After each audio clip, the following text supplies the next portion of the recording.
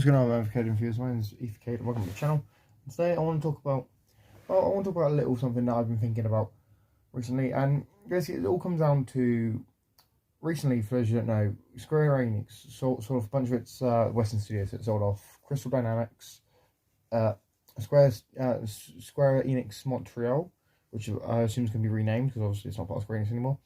And the one I want to talk about is Eidos Montreal.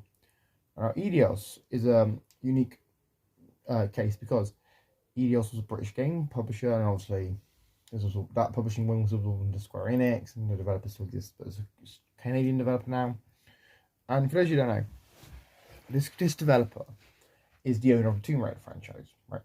Now, I know you've seen the title of this video and going, oh, okay, so you want to talk about Tomb Raider on Evercade? And I go, yeah, because there's a bunch of Tomb Raider games released on the PlayStation 1. There's a few released on Game Boy and Game Boy Color, right? And there's also one released on Nokia N-Gage. So, as we know, the Evercade is powerful enough to run PS1 games. Across all three systems, it can run PS1 games, which is great. So, what's stopping us from getting these games? Well, all that's really stopping us is getting licensing. Because obviously, you can argue that the controls could need work, and well, you know, you'd obviously need to like try and adapt the controllers for, you know, a controller set where it doesn't have analog sticks. But in my opinion, Blaze can get that sorted straight away. That would be quite an easy thing for Blaze to do, you know, and out spending it what games they get, because arguably Blaze could extend this over to two collections if they wanted to.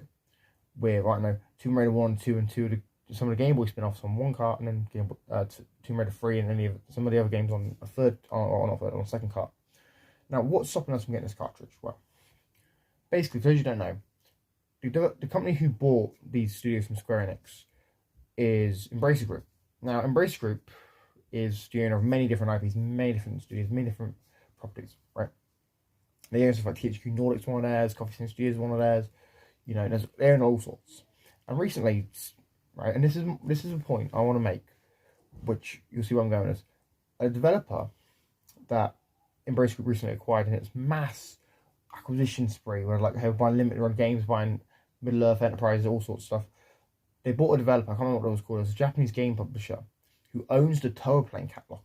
Now, for those you don't know, Tower Plane is coming to Evercade, right? The Tower Plane catalogue is going to be on Evercade. So, you've got to look at this my way and go, well, hang on, this could be something big. Because if Evercade is already working with a studio within Embrace Group, surely Blaze can like speak to the guys over at Eidos and be like, hey, can we take the Tomb Raider games and put them on our Evercade system? Can we bring these games to our platform? You know, our growing platform, our growing community, you know, to bring more attention to our platform and to your games. Because what you remember is these PS1 games, obviously, I think one of them has been remastered, and that was back in 2007. I think the time it was remastered. But what we got to understand is these games were huge back in the 90s and in the early 2000s, and getting them on Evercade would be a huge win for Blaze. Because first of all, it's more PS1 games. We need more PS1 games on Evercade. The few we have so far aren't really the best, you know. And getting Tomb Raider, which is a huge name franchise in retro gaming, would be a huge win for Evercade and Blaze as a company, because people will be buying the Evercade VS or the Evercade EXP to play these games. Right.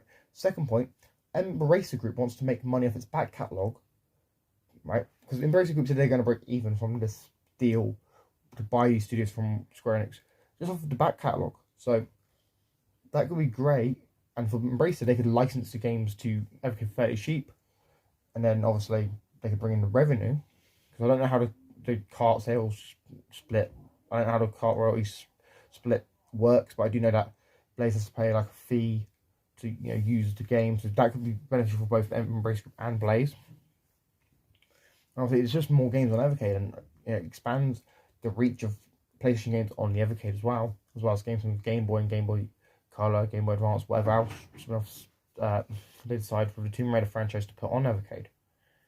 And obviously, for those of you that are going to be in my comments going, well, Blaze isn't going to release a collection for one IP. They've done that in the past with Worms, and the Worms collection is obviously it's hit or miss depending on who you are. But Tomb Raider is a hugely popular franchise, plus it's single player. So You haven't got to worry about making sure the multiplayer element works. You know, most people buy Tomb Raider to play the story. And if you get the Game Boy and Game Boy Advance spin-offs as well, there's money there, and it will be a huge win for Evercade collectors and Evercade fans to then be able to get these games and play these games on a new system. You know, and Bracer will obviously make money, and Crystal Dynamics and EDOs will make money. Tomb Raider gets more popular, and more people see Tomb Raider IP and is able to play these old games. Everyone kind of wins. Like, everyone sort of wins. You know, collectors get to play the games again. I don't see a negative for anyone involved in this. But yeah, guys, let me know your thoughts about this in the comments down below. Do you want to see the Tomb Raider games on Evercade? Do you not? Do you think Blaze can actually reach a deal to get Tomb Raider? I mean, they recently got Capcom, so anything is possible. Let me know about all your thoughts in the comments down below.